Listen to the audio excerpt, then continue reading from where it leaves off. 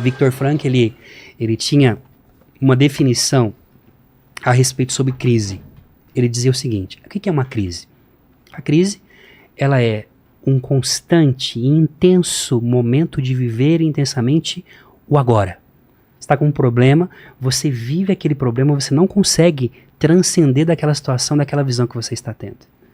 Então, você consegue superar esse problema a partir do momento em que você, no agora, tem aquela virtude teologal que é a virtude da esperança, que alguma coisa vai mudar.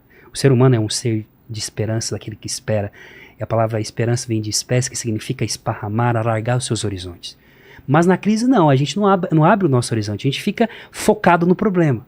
Então, ou você cresce nesse momento da crise, ou você fica ali e vive a vida inteira pautada nesse problema.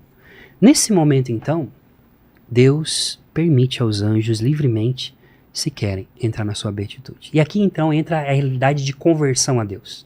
Eles foram criados na graça natural, na verdade que Nosso Senhor dá a eles de, enquanto natureza, serem espíritos celestiais, mas livres, dotados de razão, com vontade, com a sua singularidade, com a sua pessoalidade.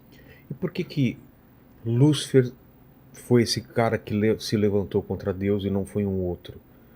Porque ele era o mais poderoso? Por que tinha no coração dele alguma coisa que gerou isso? Foi o fato justamente quando ele, o maior, que era referência dos anjos, pensa, né? Lúcifer, a tradição católica fala que Lúcifer era um querubim, né? É.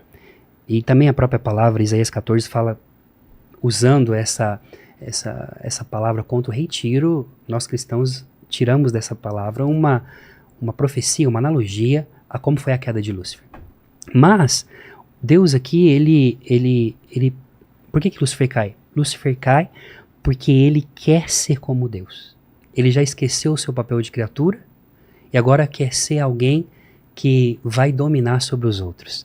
E nesse sentido, ele... Porque ele não concorda com algo por causa da criação dos homens? Ele não concorda por causa da encarnação do verbo. Ah, é? Porque o verbo, desde o princípio, Deus revela aos anjos. O verbo, gente, quando eu falo verbo aqui, eu estou falando da segunda pessoa da Trindade. Eu estou falando aqui de Jesus, que vai ser Jesus para nós na sua encarnação, o Yeshua. Mas ele não aceita o fato de Deus se encarnar, se tornar um de nós. Por que Deus não se faz anjo? Então essa ideia começa a pensar, mas por que ele vai elevar um ser menor do que eu a maior? Porque nós somos, de alguma forma, Deus se fez homem, não se fez anjo. Então os anjos são nossos irmãos? São. Mas existe em nós, por mais que sejamos o pior de todos os seres humanos, tem algo dentro de nós que traz essa realidade da presença de Deus. Então ele, por causa do mistério da encarnação do verbo, ele lidera essa rebelião. Onde que a gente vai ver isso? Lá em Apocalipse 12. Por que o dragão, a antiga serpente, que tentou Eva, a primeira mulher, agora no livro do Apocalipse, ali claro, no livro do Apocalipse nós temos duas vertentes. Tem a realidade da Virgem Maria, né, que nós católicos e cristãos temos como um modelo da Virgem Maria que está para dar a luz a um rei. A igreja não dá a luz a um rei que vai reger as nações, é o Filho de Deus. Não, a igreja, ela é o sacramento pelo qual Deus se manifesta no mundo, mas quem gerou o verbo foi a Virgem Maria. Ao mesmo tempo, João, quando escreve Apocalipse 12, ele está falando das perseguições romanas naquele tempo. Mas a realidade disso aqui tudo é que, por que você tem essa guerra entre os anjos no livro de Apocalipse? Exato. Porque vai nascer um menino de uma mulher. O dragão está com a boca aberta, pronto. Mas a guerra dos anjos acontece em que momento? Antes da nossa criação do mundo visível. Mas porque eles já sabiam? Já sabiam. Eles receberam, Tomás explica isso muito bem para nós, Duns Scoto também, um grande teólogo. Ele vai explicar para nós que Deus, ao revelar, a prova dos anjos foi porque a segunda pessoa da Santíssima Trindade deveria se tornar um homem, iria se tornar um homem e nasceria de uma mulher. Isso já é bíblico, porque quando você vê, quando Deus fala, colocarei inimizade entre ti e a mulher, entre a tua descendência e a dela.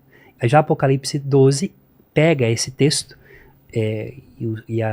vamos colocar a comunidade joanina, entende que a antiga serpente agora, que virou tipo um Tiamat, né, tipo agora Digimon, cresceu.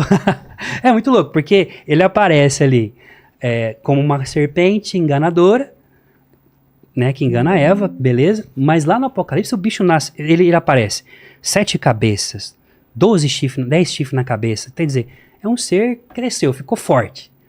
A serpente é Lúcifer, não? A serpente é Lúcifer. É?